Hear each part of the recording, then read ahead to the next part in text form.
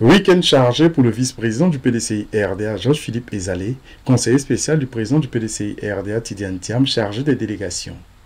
Le samedi 9 novembre 2024, Georges-Philippe Ezalé, conseiller spécial du président, a sillonné dans le cadre de la campagne de la révision de la liste électorale 8 sites d'enrôlement dans sa circonscription électorale Bassam. Ce sont IEP Bassam 3, Bassam 1 et 2, Collège moderne de Grand Bassam, Carrefour Jeunesse, École Petit Paris, municipalité, le lycée moderne ainsi que École Congo qui ont reçu la visite du conseiller spécial du président du PDCI RDA. Assurer une participation citoyenne massive et responsable dans la préparation de cette phase essentielle du processus électoral reste une initiative qui constitue, selon le conseiller spécial du président du PDCI RDA, une étape cruciale de son engagement pour son parti. Pour lui, informer, sensibiliser les citoyens sur l'importance de vérifier leur inscription sur la liste électorale leur permettra d'avoir une part active à la vie démocratique en Côte d'Ivoire et faciliter des élections inclusives et transparentes en 2025. Au démarrage de la révision de la liste électorale,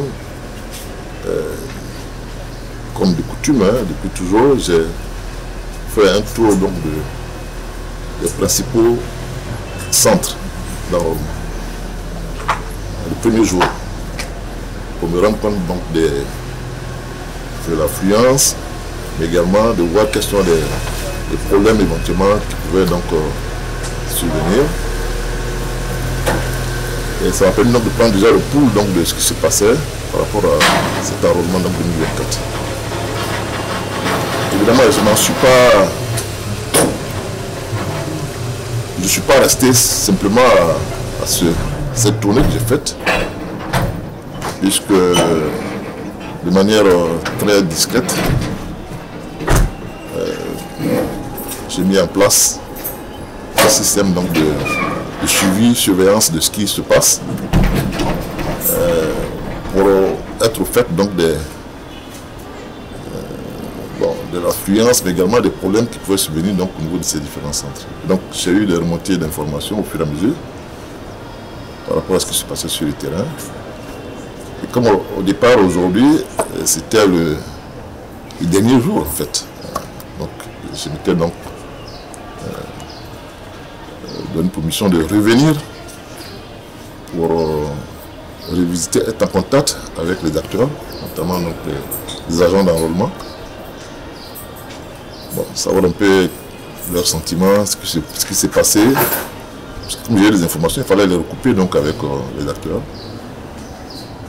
Et je pense que j'ai bien fait parce que, bon, aujourd'hui, ce qu'on peut noter, c'est que dans certaines zones, il y a eu de l'affluence, dans d'autres, moins d'affluence.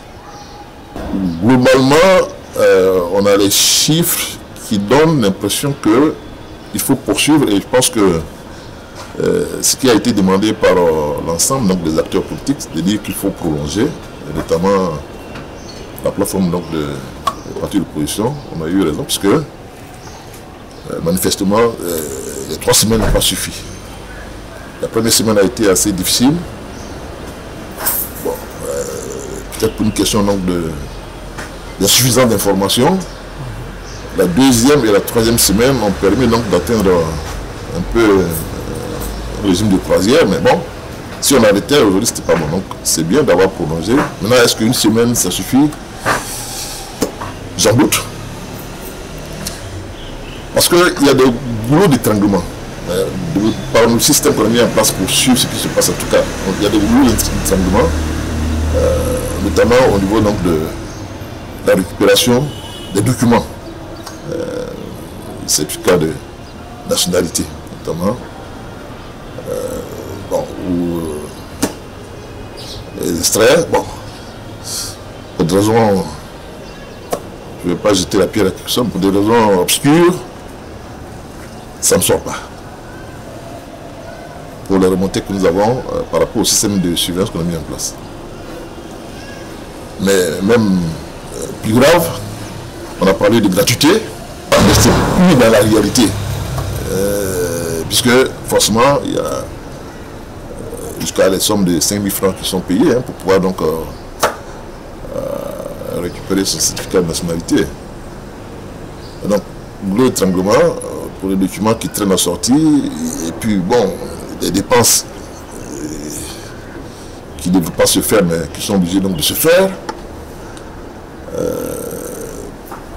Tout cela fait qu'il y a... C'est ralenti.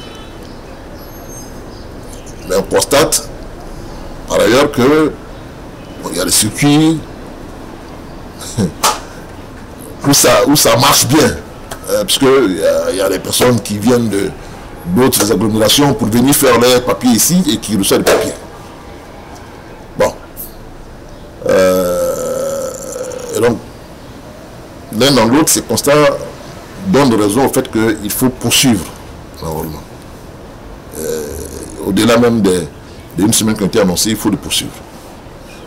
Donc ça, c'est à la CEI au gouvernement d'en décider, mais manifestement, ce n'est pas...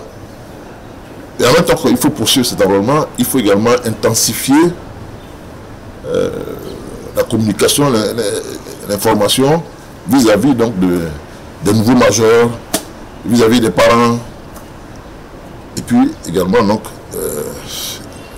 faire en sorte que les documents ne soient pas bloqués. Les constats sur le terrain aussi ont permis donc de voir que il y a des centres sur lesquels certains groupes ont fait ce qu'on appelle de la transhumance. Il faut avoir le courage de le dire. On a vu des cars entiers, il y a des photos et des films, des cars entiers qui ont amené des personnes venues se faire enrôler dans des zones précises, des personnes qui viennent des jeunes majeurs qui viennent d'Abobo, qui ne sont pas de Bassam, je veux dire. Et quand je pense qu'il y a même eu un petit film qui est sorti là-dessus, le système a été modifié, et c'est pas petit groupe maintenant, mais tout cela est assez documenté, nous avons des éléments. Parce qu'on a mis en place un système pour suivre ces choses-là sur ce terrain.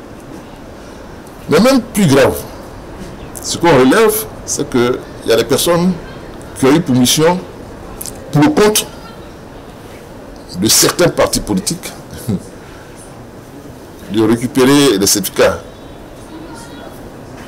d'enrôlement, moyennant des paiements. Là aussi, on a des éléments précis là-dessus. Ce qui même est encore plus grave, je dirais, c'est que on récupère les certificats d'enrôlement où on fait des photos de ces certificats d'enrôlement.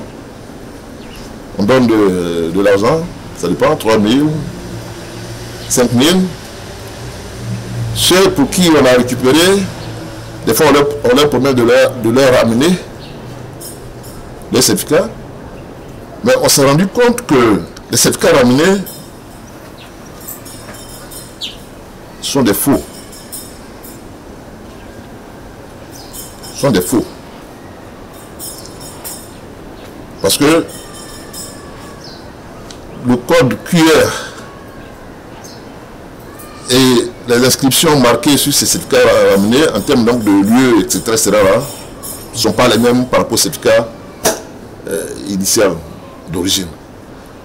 Et donc, toutes ces choses-là, nous les documentons par le système qui a été mis en place, de sorte que, au contentieux, on fait valoir toutes ces anomalies pour que il n'y ait pas n'importe quoi sur la liste électorale. Ce qui passe ici à Bassam, je suis certain que c'est... Parce que c'est des choses mûrement réfléchies. C'est des systèmes qui ont été mis en place. Et j'ai dit, nous avons documenté ces choses-là. Le certificat qui a été remis à la personne, quelqu'un dont le nom commence par E, se termine par L, je l'ai dit, il ramène après le certificat, le nom de la personne, mais ce n'est pas le certificat d'origine. Donc il y a beaucoup, il y a à boire et à manger dans ce qui se fait. Mais le plus important, c'est d'aller jusqu'au bout du processus. Et puis à un moment donné, donc, de faire valoir ces choses anormales pour que justice soit rendue. Parce que ça peut créer des problèmes par rapport aux personnes qui sont inscrites. Il y a plusieurs scénarios possibles. Pour l'instant, je n'en dis pas plus. Donc, je suis satisfait donc de ce qui a été fait en ce qui me concerne, puisque j'étais au départ. Après, on a mis en place un système de suivi, surveillance de ce qui va se passer. On a eu des remontées d'informations. Il y a certains constats également que j'ai encore fait. Il y a une semaine qui a été rajoutée. On va continuer donc de suivre ce qui va se passer pendant ces une semaine. Mais si on veut aller à des élections crédibles, transparentes, la liste électorale, elle doit être regardée de très près. Mais je voudrais également profiter donc de votre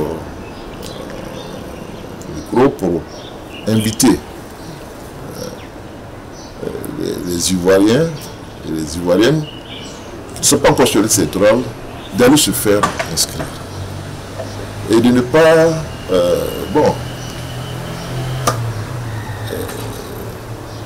vendre leur voix. Il faut qu'ils aillent se faire inscrire.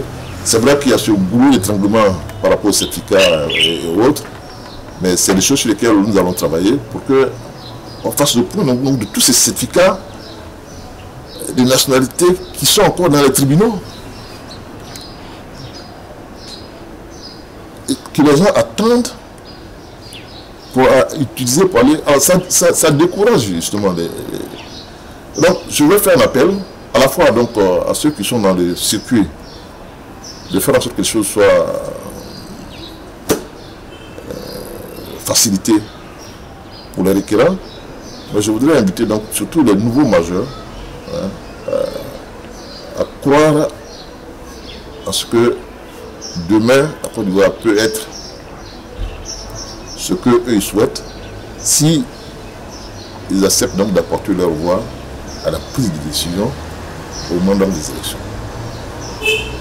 Donc c'est un processus qui est ouvert, nous continuons de le regarder, surveillons, nous documentons, parce qu'il faut être factuel pour que le moment venu, on puisse donc faire valoir donc, ce que nous avons constaté sur le terrain.